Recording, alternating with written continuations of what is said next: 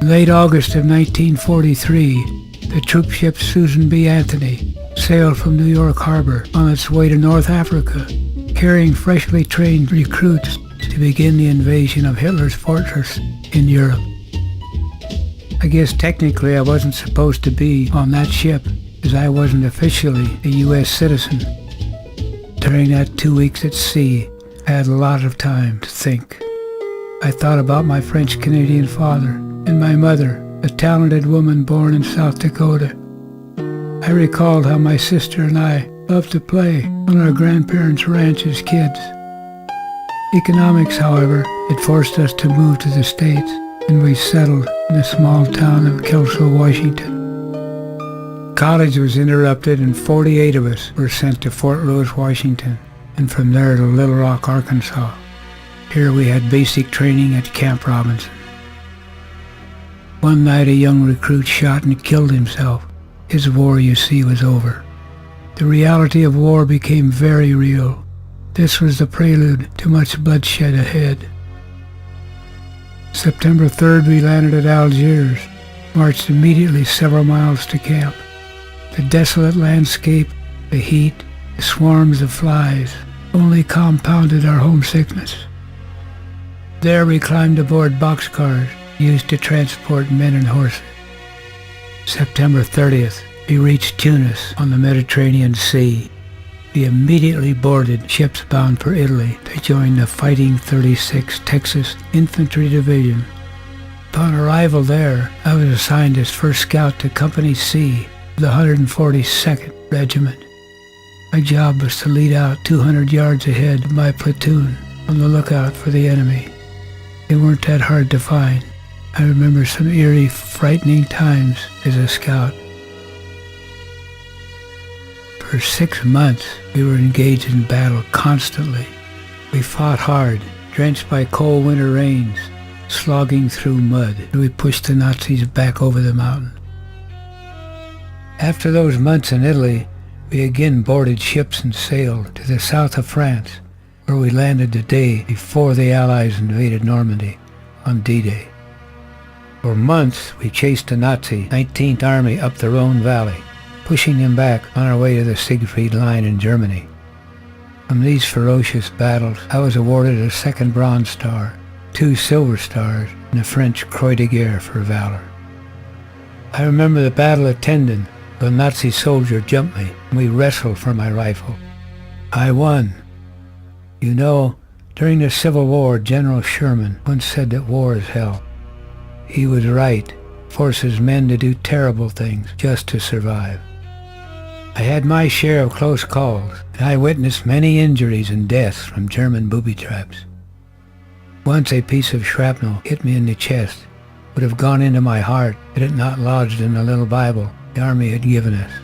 I carried it in my shirt pocket. I wasn't a religious man then, but I prayed often and would ask, God, please make me quick on the trigger and alert. He did so, and many times in the heat of combat, I felt a calmness that amazed others and even myself. An inner voice would say, move now, or duck, as a shell would explode where a moment before I had been, or a machine gun fire would pass overhead or hit the man next to me.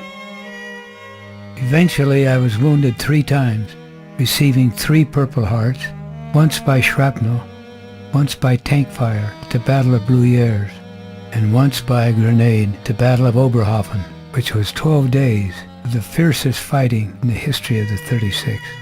We gave as good as we got. Finally, on May 22, 1945, 26 months after my induction, good news arrived. I was to go home. At age 22, I was the oldest man in my company. After 5 major campaigns, including 2 amphibious assaults, the Fighting 36 sustained the 3rd highest casualties of all American divisions in the war. I had seen and killed enough. I was ready to go home. You see, I personally had to take the lives of over 35 men. I have never touched a weapon since then.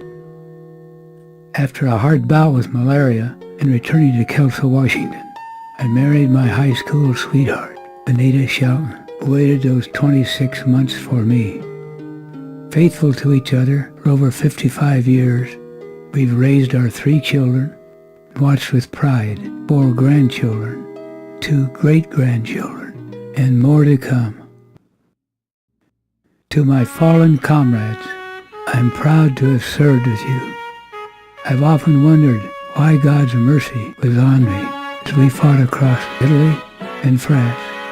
So many of you fell at my side. I've wept over you many times.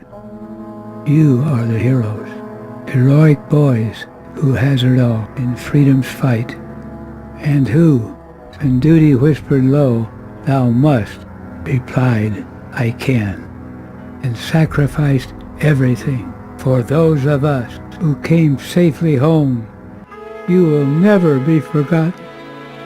I salute you.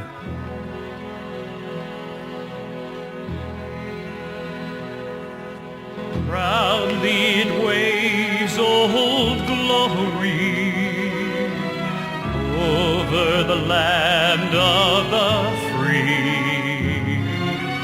Promise of hope and freedom, symbol of liberty. Red, white, and blue are its colors, colors both brilliant and clear, colors with far deeper meaning.